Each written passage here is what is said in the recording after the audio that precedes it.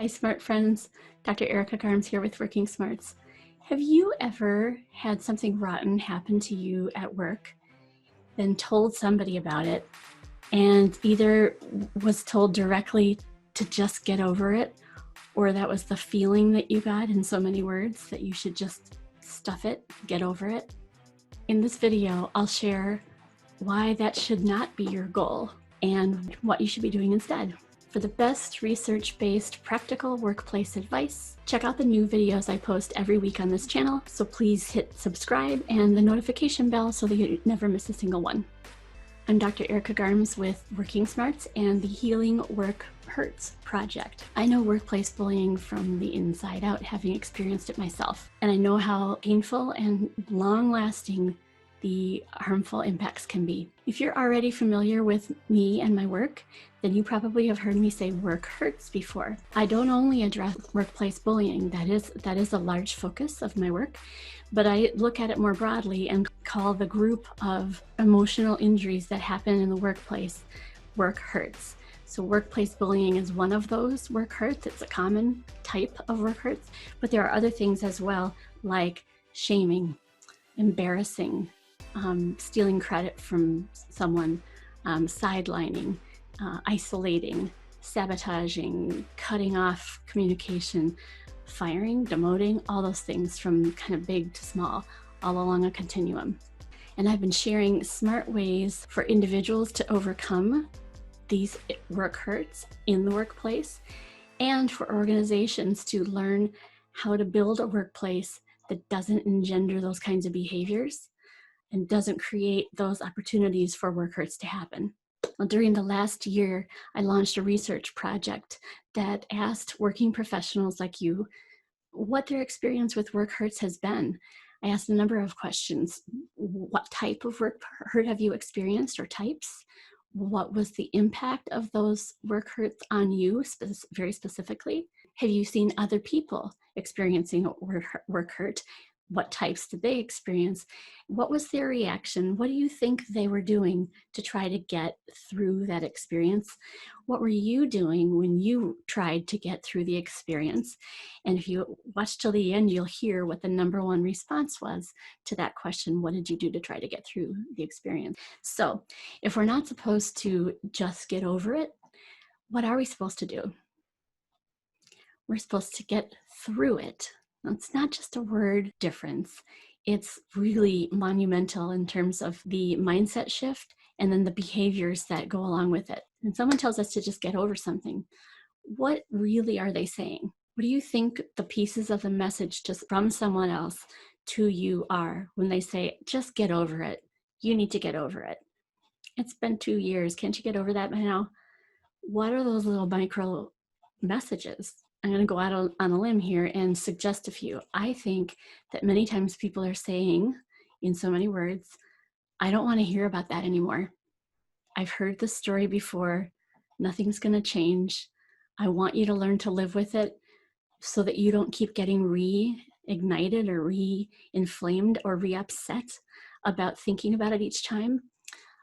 They could also be saying, I'm not the person that can help you with this. I see that you're hurting. I hear that you're still upset, but I don't know what to do for you. And I don't know who to send you to or direct you to. So it could be all of those things. None of them, maybe you have some ideas on what they might be saying when they're using those words. Just get over it. When you feel that that's the sentiment from your workplace, that's a bigger deal in many ways. That tells me if you feel that from your workplace that you're supposed to just get over it, that tells me that they are not willing, able, or interested in identifying what the core issues are, what were the conditions in the culture that enabled someone to treat you badly, and they're okay with brushing those bad behaviors and those hurtful experiences under the rug because they don't know how to handle it. They don't want to handle it. They don't have good support or guidance on how to handle it. Could be a number of those reasons. Maybe they don't recognize that it is a big deal, that the statistics are what they are about how common work hurts are, and about the enormous impact on the bottom line, largely because of the use of sick leave, short-term disability, long-term disability, comorbidities like physical ailments that tend to emerge when someone is experiencing a lot of hurt. So there are lots of costs, not to mention the drop in productivity for the individual that's hurt and their work team. But if your organization is saying, just get over it, just don't go near that person, or just try to avoid that person, then that is a huge red flag. Okay, that was all number one. It was all number one to make that mental shift from I've got to just get over this to I want to get through this. Through implies there's a destination, and there's a better place, and this better place, I'll hint about it now and tell you more later. The better place is a newer version of you that is more self-secure, more wise, more confident, and more productive, more focused. So those are the ways you want to be in the future compared to the way you feel now, I'm guessing. And I've heard this from all the respondents to the survey that we did. So number two, second thing that you can do to deal with an emotional wound, a work hurt. Decide your scope of action. And decisions feel good to make when you're wallowing, when you're waffling or flailing or any of those kind of non-definitive icky places to be. When you can identify items that need to be decided, then you can take action towards one of those, towards your decision. And it feels really good and empowering and momentum building to take a step in a direction. So here's the decision. Number two is the decision about how big of a deal do you want this to be? Do you want to focus your recovery efforts on yourself? And that's all, which is plenty. That's plenty to bite off, and it's plenty important. Or is there another layer? I should do it this way. Is there another layer that you also want to address?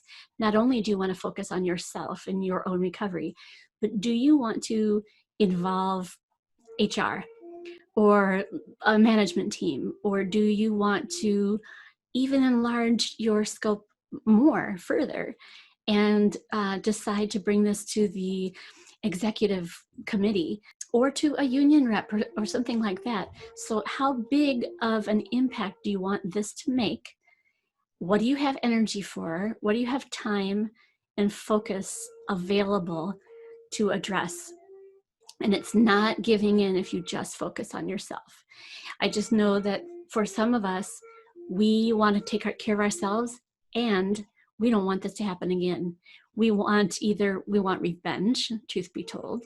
We want to stop the systems that are in place that make this possible. Maybe we want to shift the culture of our company maybe we don't know how yet, but maybe those are our sites, that is how we want to make our impact. So if you are at one of those three scope levels, that determines different first steps.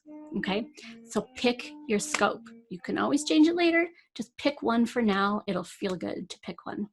And number three is take the first steps in that direction towards the scope level that you defined. So let's say, just as an example, let's say I pick the me level. I'm going to focus only on my own recovery because that is what I have energy and focus for. And maybe I'll expand that scope once I feel better about this and about myself. So have you done any of those things yet? Have you done the shift in your thinking from I've just got to get over this to I want to get through this better? If you've done that already, or you're working on that, would you put number one, just type number one in the comments below?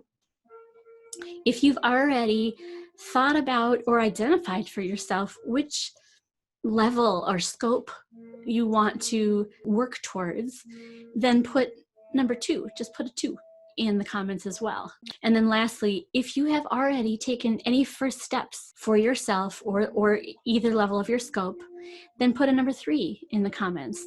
So I want to see how many of you are doing number 1, doing number 2, and doing number 3, or a combination of those. So I can see, but also so you can reflect on the steps you've already taken. Okay, so what if you get this and you're resonating with my words here, but you feel like you need a little bit more direction. You wish there was a path, a step-by-step process you could just start on, and then like a paint by number set, you just fill in the blanks and get yourself through this transformation. I do have an opportunity that you might be interested in. I have a program that was built out of the Heal Work Hurts research and the project. The program is called Restore for very purposeful reasons, right? That I already hinted at. So it's a membership program. Members join and get a monthly lesson, which is focused on a skill that I know you need to have, and they're sequenced. So there's something called a restoration path.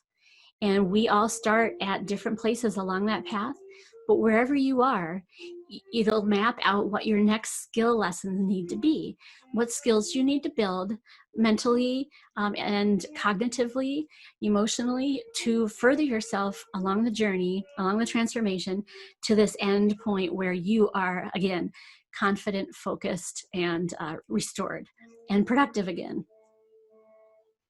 So if you are interested in learning more about the Restore program, know that it is for individuals to join, and it is available to organizations to offer to employees who they think could use it. And they often offer it as part of their health and wellness or safety and wellness suite of programs or services. So if you're interested in knowing more about that, I can really shoot you over some information. Just put Restore info, please, in the comment. If this video has struck a chord with you, would you please hit like? Thank you. Take care of yourself and each other.